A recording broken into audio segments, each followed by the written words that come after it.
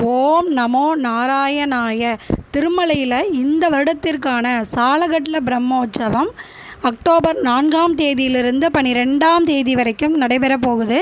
அதை பற்றின detail information தான் இன்றைக்கி நம்ம வீடியோவில் பார்க்க போகிறோம்.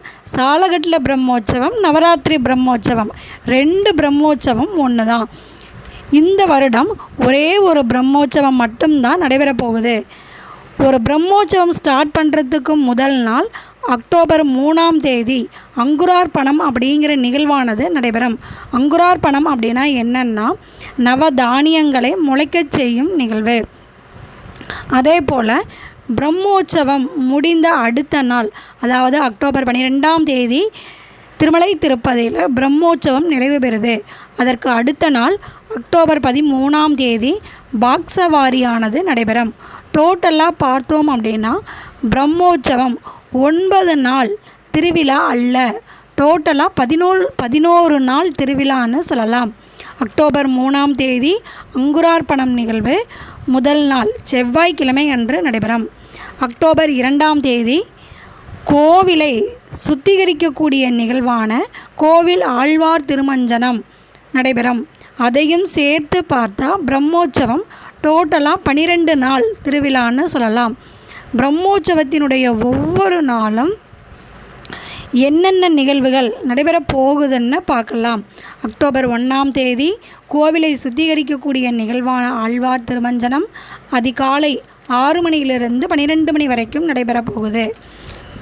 இந்த டைமில் எல்லா தரிசனம், அதாவது எஸ்எஸ்டி டோக்கன்ஸ் கொடுத்து தரிசனம் செய்யக்கூடிய தரிசனம், வித்தவுட் எஸ்எஸ்டி டோக்கன்ஸ் இல்லாமல் தரிசனம் செய்யக்கூடிய தரிசனம், 300 ரூபாய் தரிசனம், விஐபி தரிசனம் அப்படின்னு எல்லா தரிசனத்தையும் திருமலை திருப்பதி தேவஸ்தானம் கேன்சல் பண்ணியிருக்காங்க. இந்த கோவிலை சுத்திகரிக்கக்கூடிய நிகழ்வு பல்வேறு விதமான வாசனை திரவியங்களை கொண்டு கோவிலை கோவில் சுத்தியானது நடைபெறும். அக்டோபர் 3ஆம் தேதி வியாழக்கிழமை இரவு 7 மணியிலிருந்து 8 மணி வரைக்கும் அங்குரார்ப்பணம். அதற்கு பின்பு விஸ்வக்சேனரினுடைய ஆராதனா நிகழ்வு நடைபெறும். அதாவது ஸ்ரீ சீனிவாச பெருமாளினுடைய சேனாதிபதியான விஸ்வக்சேனர் பிரம்மோற்சவத்துக்காக என்னென்ன ஏற்பாடுகள் செய்திருக்காங்க அப்படின்ட்டு மாட வீதிகளில் வலம் மேற்பார்வையிடுவார். இப்போ பிரம்மோற்சவத்தினுடைய முதல் நாளான அக்டோபர் 4ஆம் தேதி 2024 வெள்ளிக்கிழமை பிற்பகல் 3:30 மணியிலிருந்து 5:30 மணி வரைக்கும் பங்காரு திருச்சி உற்சவம். மாலை 6 மணிக்கு கொடி ஏற்றம். இரவு 9 மணியிலிருந்து 11 மணி வரைக்கும் ஆந்திராவினுடைய சீஃப் மினிஸ்டர் திரு சந்திரபாபு நாயுடு கவர்மெண்ட் சார்பாக வஸ்திரம் வழங்குவார். 2025 அன்றே 2025ஆம் ஆண்டுக்கான கேலண்டர் மற்றும் டைரியானது பப்ளிஷ் பண்ணுவாங்க. இரவு 9 மணிக்கு மேலே ஸ்ரீ சீனிவாச பெருமாள் ஸ்ரீதேவி பூதேவி சமேதராக பெத்த சேஷ வாகனம்னு சொல்லக்கூடிய பெரிய சேஷ வாகனத்தில் 4 மாட வீதிகள்லையும் வலம் வருவார். அக்டோபர் 5ஆம் தேதி 2024 சனிக்கிழமை காலை 8 மணியிலிருந்து 10 மணி வரைக்கும் சின்ன சேஷ வாகனத்தில் பகவான் ஸ்ரீ கிருஷ்ணர் அவதாரத்தில் வலம் வருவார். மதியம் 1 மணியிலிருந்து 3 மணி வரைக்கும் ஸ்நாபன திருமஞ்சனம் உற்சவருக்கு அபிஷேகமானது நடைபெறும். இரவு 7 மணியிலிருந்து 9 மணி வரைக்கும் ஹம்ச வாகனம். சீனிவாச பெருமாள் சரஸ்வதி தேவி அலங்காரத்தில் பக்தர்களுக்கு தரிசனம் தருவார். அக்டோபர் 6ஆம் தேதி ஞாயிற்றுக்கிழமை காலை 8 மணியிலிருந்து 10 மணி வரைக்கும் சிம்ம வாகனம். மதியம் 1 மணியிலிருந்து 3 மணி வரைக்கும் ஸ்நாபன திருமஞ்சனம் உற்சவருக்கு நடைபெறும். அன்று இரவு 7 மணியிலிருந்து 9 மணி வரைக்கும் முத்தியால பல்லக்கி வாகனம் நடைபெறும். அக்டோபர் 7ஆம் தேதி திங்கட்கிழமை காலை 8 மணியிலிருந்து 10 மணி வரைக்கும் கல்ப விருட்ச வாகனத்தில் பகவான் பக்தர்களுக்கு தரிசனம் தருவார். இரவு 7 மணியிலிருந்து 9 மணி வரைக்கும் சர்வ பூபால வாகன சேவையானது நடைபெறும்.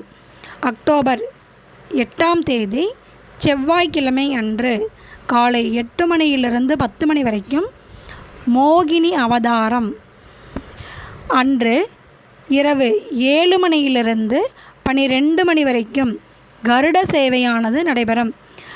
பிரம்மோற்சவத்தில் மிக முக்கியமான நாள் அப்படின்னு பார்த்தோம்னா இந்த அக்டோபர் 8ஆம் தேதி கருட சேவை நடைபெறும் நாள் தான் மிக முக்கியமான நாட்கள். கருட சேவை நடைபெறக்கூடிய அன்று லட்சக்கணக்கான பக்தர்கள் திருமலையினுடைய கேலரிகளில் கூடுவாங்க. இந்த கருட வாகனத்தில் சீனிவாச பெருமாளை தரிசனம் பண்ணுவதற்காக லட்சக்கணக்கான பக்தர்கள் அன்று திருமலைக்கு வருவாங்க. கருட சேவை ஈவினிங் 6:30 மணிக்கு ஸ்டார்ட் ஆகி இரவு 12 மணி வரைக்கும் நடைபெறும்னு திருமலை திருப்பதி தேவஸ்தானத்திலிருந்து கருட வாகனத்துக்கான தனியான ஒரு பிரேக்கிங் நியூஸாகவும் கொடுத்துருக்காங்க.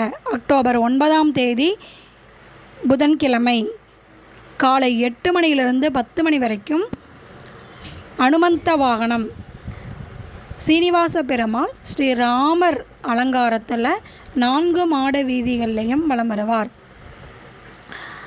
அன்று ஈவினிங் 4 மணியிலிருந்து 5 மணி வரைக்கும் ஸ்வர்ண ரதம், இரவு 7 மணியிலிருந்து 9 மணி வரைக்கும் கஜ வாகனம்னு சொல்லக்கூடிய யானை வாகனத்தில் பெருமாள் 4 மாட வீதிகள்லையும் வலம் வருவார்.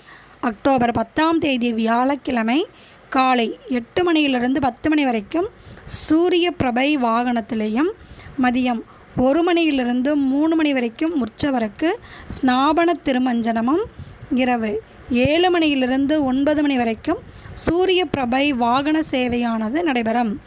அக்டோபர் 11ஆம் தேதி வெள்ளிக்கிழமை திருத்தேர் விழாவும் இரவு 7 மணியிலிருந்து 9 மணி வரைக்கும் பகவான் கல்கி அவதாரத்தில் அஸ்வ வாகனத்தில் வலம் வருவார்.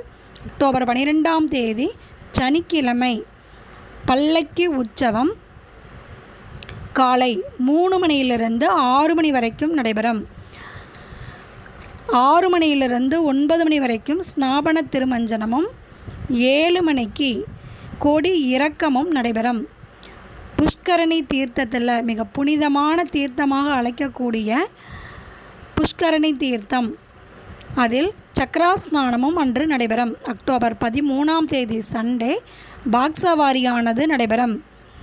பாக்சவாரி அன்று அதுவரைக்கும் கிளாக் வைஸில் 4 மாட வீதிகள்லேயும் வலம் வந்த மலையப்ப சுவாமி பாக்சவாரி அன்று மற்றும் ஆன்டி கிளாக் வைஸில் 4 மாட வீதிகள்லேயும் வலம் வருவார்.